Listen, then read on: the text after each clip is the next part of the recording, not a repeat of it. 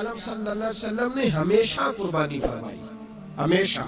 آج تو حضور نے ایک فرمایا، اللہ ہم سب کو حج کی توفیق عطا فرمائے اور بار بار حج کی توفیق دے۔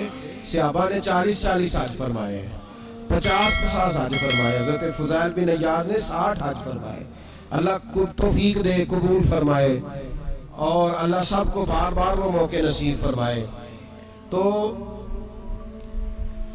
نبی پاک صلی اللہ تعالیٰ علیہ وسلم نے حج ایک فرمایا، قربانی حضور جس دن مدینے آئے اس وقت شروع فرمائی، اور ہر سال حضور قربانی دیتے تھے، ہر سال 2 جانور ذبح فرمائے۔ یا رسول اللہ صلی اللہ تعالیٰ علیہ وسلم 2 کا کیا مقصد فرمایا؟ ایک میری طرف سے، ایک میری غریب امت کی طرف سے۔ یا رسول اللہ صلی اللہ علیہ وسلم کس طرف سے فرمایا؟ ایک میری طرف سے، ایک میری امت کی طرف سے۔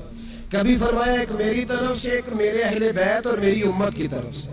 2 جانور حضور نے ذبح فرمائے، اور پھر میرے حبیب پاک صلی اللہ تعالیٰ علیہ وسلم کے غلام مولا علی شیر خدا، ابن ماجہ کی روایت ہے، حضرت علی شیر خدا فرماتے ہیں کہ نبی پاک علیہ السلام 2 جانور ذبح کرتے تھے۔ خود حضرت علی کی جب باری آئی تو انہوں نے بھی 2 فرمائے۔ تو صحابہ نے پوچھا کہ علی 2 کیوں؟ 2 کس لیے؟ تو حضرت علی رضی اللہ تعالیٰ عنہ فرمانے لگے مجھے میرے حبیب نے وصیت فرمائی تھی کہ علی تو نے 2 کرنے، ایک اپنی طرف سے کیا کرنا، ایک میری طرف سے کرنا۔ تو میں ایک اپنی طرف سے دیتا ہوں، ایک اپنے نبی پاک کی طرف سے دیتا ہوں صلی اللہ علیہ۔ 2 جانور۔ آپ لوگوں نے سنی ہوئی ہے یہ بات کہ مہینہ کھانا نہیں پکتا تھا حضور کے گھر میں۔ حضرت عائشہ فرماتی ہیں 3 چاند اور 3 سورج اکٹھے کبھی نہیں دیکھے جب ساتھ روٹی بھی کھائی ہو، یعنی 3 دن مسلسل کبھی کھانا نہیں کھایا۔ قربانیاں کتنی دیں؟ بولیے۔ حضرت علی شیر خدا کا مکان کوئی نہیں اپنا، کوئی گھر نہیں بنایا۔ مولا کائنات شیر خدا، میں نے یہ بات پھر دہرا رہا ہوں، پہلے بھی میں نے عرض کی تھی، پکا کرنے کے لیے دہرا رہا ہوں۔ حضرت علی کا کوئی کاروبار نہیں بظاہر۔ بی بی صاحبہ فرماتی ہیں کہ کئی ہفتے صرف سرکہ اور کھجوریں۔ قربانیاں کتنی؟ اسی سارے صاحب لان ٹورے ہیں کہ ساڑھے تے لگ دیئے کہ نہیں، پکا۔ اور پھر جب بات ہوتی ہے دینے کی تو ماحول اور ہوتا ہے، جب لینے کی باری ہوتی ہے تو ماحول اور ہوتا ہے۔ قربانی واجب ہے اس شخص پر جس کے پاس 52.5 تولے چاندی یا 7.5 تولے، لیکن میں 7.5 تولے والا فتویٰ نہیں دیتا، میں 52.5 تولے چاندی والا فتویٰ دیتا ہوں، اس لیے کہ 52.5 تولے چاندی تو شاید تولہ یا 1.5 تولہ سونے کے برابر ہی ہو جائے، ٹھیک ہے نا جی؟ تو 7.5 تولے سونا 50-60 ہزار روپیہ جس آدمی کے اکاؤنٹ میں موجود ہے وہ قربانی کرے۔ بلکہ امام شافعی رحمۃ اللہ علیہ فرمایا کرتے تھے جس نے 3 کمروں کو تالا لگایا ہوگا وہ 3 کمرے فارغ ہیں، اس کے کسی کام کے نہیں، ان کی قیمت کا حساب لگائے۔ چھت پہ سٹور بنا دیا ہے، کوئی مطلب نہیں اس کا، اور جو ویسے رکھی ہوئے ہیں کوئی معنی ہی نہیں کمرے کا، فرماتے تھے حساب لگائے، قربانی کرے۔ رب کریم کی بارگاہ میں دینے کا جب معاملہ آیا تو گول کر گیا کام۔ میرے رسول کائنات سرور عالم صلی اللہ علیہ وسلم کا جب اپنے لیے چیزیں استعمال کرنے کا ماحول ہے تو محبوب پاک علیہ السلام نے مہینہ روٹی نہیں پکائی۔ یہاں جو آدمی ہر جمعرات کو 4 کلو بکرے کا گوشت پکاتا ہے اور ہر تیسرے دن مرغی کا گوشت لاتا ہے، وہ قربانی کی باری آتی ہے تو کہتا ہے میرے پہ لگتی نہیں۔ وہ ٹھیک ہے ابا جی لے آئے، ابا جی کی طرف سے قربانی، اس دفعہ ابا جی کی، اگلی دفعہ اماں جی کی، اس سے اگلی دفعہ دادی جی کی۔ او خدا کے بندو، جس آدمی کے پاس پیسے ہیں پہلے اپنی قربانی واجب ہے۔ میری بات کی سمجھ آ رہی ہے عزیزوں کو؟ جو آدمی صاحب استطاعت ہے پہلے کس کی قربانی کرے گا؟ وہ کمائی کرتا ہے، اس کے اپنے اکاؤنٹ میں تنخواہ آتی ہے، ابا جی کے اکاؤنٹ میں نہیں آتی۔ اس نے اپنا بینک بیلنس چوری بھی رکھا ہوگا ابا جی سے۔ پہلے اپنی قربانی کرے، اگر اس کو شوق ہے، دل کرتا ہے تو ایک اور خریدے، پھر ابا جی کی طرف سے کرے۔ اگر اللہ نے توفیق دیا تو ایک اور خریدے، اماں جی کی طرف سے کرے۔ اور اگر اس کے دل کو اللہ ٹھنڈک عطا کرے، سکون کرے، تو پھر اپنے رسول کی طرف سے بھی قربانی دے، پھر اپنے محبوب کی جانب سے بھی قربانی کرے۔ نبی پاک صلی اللہ تعالیٰ علیہ وسلم نے ہر سال 2 قربانیاں دی، 10 سال۔ کل کتنی ہوگی 10 سالوں میں؟ بولیے۔ اور جب حضور حج کرنے گئے نبی پاک نے 63 اونٹ ذبح فرمائے۔ ایک اونٹ میں کتنی قربانیاں ہوتی ہیں؟ 63 اونٹ حضور نے ذبح فرمائے. اور حدیث بڑی مزیدار ہے. حضرت ابو ہریرہ رضی اللہ تعالیٰ عنہ فرماتے ہیں کہ جب اونٹ ذبح کرنے کی باری آئی تو ہم سوچ رہے تھے, پریشان تھے کہ یہ تو بڑا مشکل ہے ذبح کرنا, بڑا مشکل ہے, اس کو تو نہر کرنا پڑتا ہے, گرانا پڑتا ہے, باندھنا پڑتا ہے. سب سے مشکل کام اونٹ ذبح کرنا ہے. تو نبی پاک صلی اللہ علیہ وسلم کی تو عادت کریم ہے, اپنے ہاتھ سے ذبح کرتے ہیں حضور. وہ ہمارا اللہ خیر کرے, اب اللہ ہی حافظ ہے.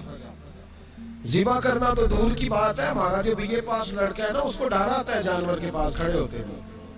کہتے ہیں بچوں کو اندر لے جاؤ, 10 سال کا 12 سال کا اندر لے جاؤ, ذبح کرنا ہے, روئے گا. اور بس کرو یار, یہ کس قوم سے تمہارا تعلق پڑ گیا ہے؟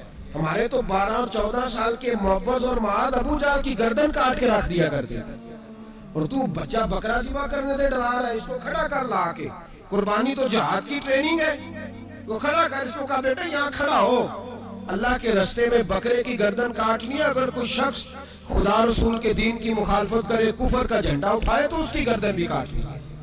یہ ٹریننگ ہے بچوں کے لیے. یہاں عجیب ماحول ہے, ڈر لگ رہا ہے, پیچھے ہٹ جاؤ. اور جس صاحب کی قربانی ہے وہ بھی کوئی 1.5 کلومیٹر کے فاصلے پہ کھڑے ہیں, دور کھڑے ہو کے دیکھ رہے ہیں.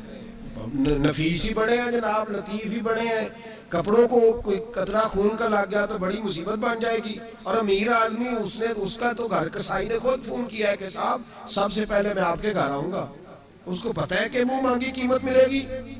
مہربانی فرمائیں, قربانی میرے رسول پاک صلی اللہ علیہ وسلم سے زیادہ نفاست والی طبیعت کسی کی نہیں. صحابہ کہتے ہیں اتنا حسین محبوب کا انداز تھا کہ کبھی کپڑوں پہ مکھی بھی نہیں بیٹھی تھی. اور حضور سے ہم سلام لیتے تھے, دست مبارک چومتے تھے تو ہمارے ہاتھوں سے کستوری کی خوشبو آنے لگتی تھی. اور فرماتے ہیں نبی پاک کا ہاتھ یوں ہوتا تھا کہ برف بھی اتنی ٹھنڈی نہیں جتنا پیارا حضور کا ہاتھ ٹھنڈا ہوتا تھا. پھر بھی حضور دست مبارک میں خنجر پکڑتے, جانور کو لٹاتے اور اپنی تامت کو سمیٹتے, اور اللہ کے حبیب گھٹنا رکھتے اس کی گردن پر, اور بسم اللہ اللہ اکبر کہہ کے ذبح فرماتے. حضور خود دست مبارک سے. تو اتنا زیادہ نازک مزاج ہو گیا ہے کہ اب یہ والی سنت ادا کرنا مشکل ہو گیا تیرے لیے. 63 اونٹ ہیں. اور صحابہ کرام علیہم رضوان فرماتے ہیں کہ حال یہ ہے, ہم سوچ رہے ہیں کیسے ذبح کریں گے, کیا کریں گے, کیسے گرائیں گے. اور نبی پاک صلی اللہ علیہ وسلم کہتے ہیں ہم ابھی سوچ میں ہی تھے کہ حضور نے چھری پکڑی. خنجر جب حضور نے اٹھایا تو فرماتے ہیں اونٹ دوڑتا ہوا آیا اور نبی پاک کے سامنے آ کے لیٹ گیا. فرماتے ہیں اللہ کے رسول نے بسم اللہ اللہ اکبر کہہ کے ذبح کیا. اس نے ٹانگ بھی کوئی نہیں ہلائی, پیر بھی کوئی نہیں ہلایا.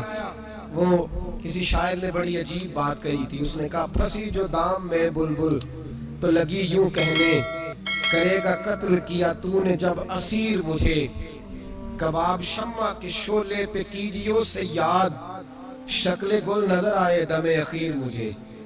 وہ کہتے ہیں بلبل کو شکاری, صیاد شکاری نے پکڑ لیا بلبل کو, تو صیاد سے بلبل کہنے لگی تو نے پکڑا ہے تو قتل تو کرے گا ہی نا, کھائے گا تو صحیح, ایک میری منت ہے.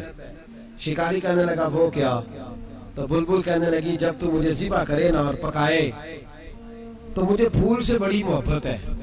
اس طرح کرنا, کوئلے اتنے زیادہ دہکانا, اس قدر زیادہ آگ جلانا کہ ان کی شکل گلاب کے پھول کی طرح سرخ ہو جائے. تو جب تو مجھے ان پر جلائے گا تو مجھے تکلیف نہیں ہوگی, اس لیے کہ محبوب کا چہرہ جو سامنے آ جائے گا, مجھے تکلیف نہیں ہوگی. پھنسی جو دام میں بلبل تو لگی یوں کہنے, کرے گا قتل کیا تو نے جب اسیر مجھے, کباب شمع کے شعلے پہ کیجیو سے یاد, اور شکل گل نظر آئے دم اخیر مجھے. اعلیٰ حضرت بریلوی علیہ رحمہ فرمایا کرتے تھے, فرماتے تھے بڑی تکلیف ہوگی جب جان نکلے گی. روایتوں میں آتا ہے جس طرح باریک دوپٹہ جھاڑیوں پہ ڈالا جائے, کھینچا جائے تو پھٹ جاتا ہے, یوں تکلیف ہوگی. پر فرمانے لگے رسول اللہ کے غلام کو کوئی تکلیف نہیں ہوگی. حضور کیوں؟ فرمایا اس لیے کہ جب جان نکلنے لگے گی تو سامنے جلوہ بدوحال آ جائے گا.